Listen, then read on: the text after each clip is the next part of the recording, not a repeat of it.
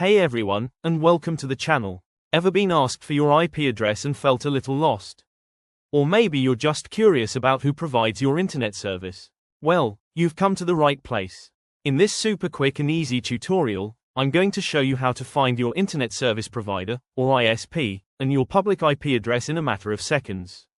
Knowing this information can be super helpful for a bunch of reasons, from troubleshooting network issues to setting up smart home devices.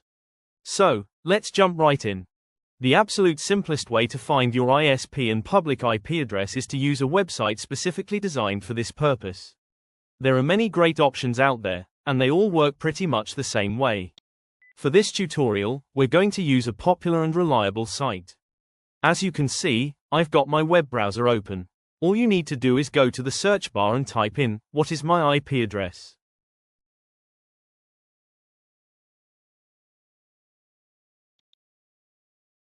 And there you have it. The moment the page loads, you'll see your public IP address displayed prominently.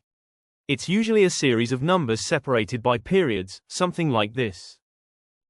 Or you can directly type popular website like ip.me. Right below or next to your IP address, you'll almost always see the name of your internet service provider. In my case, you can see that my ISP is CMCL.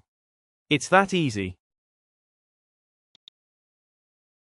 Pretty cool, right? In just a few clicks, you have both your public IP address and the name of your ISP. Now, for those of you who like to get a little more technical, or if for some reason you can't access a web browser, there are other ways to find your public IP address using your computer's built-in tools. If you're using a Windows computer, you can use the command prompt. To open it, just click on the Start menu and type CMD or command prompt and press Enter. Once the command prompt window is open, you're going to type a simple command. Write the command line in from your screen and press Enter.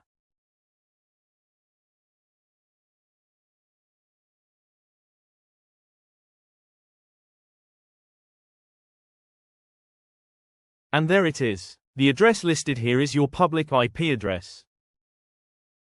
I hope this tutorial was helpful.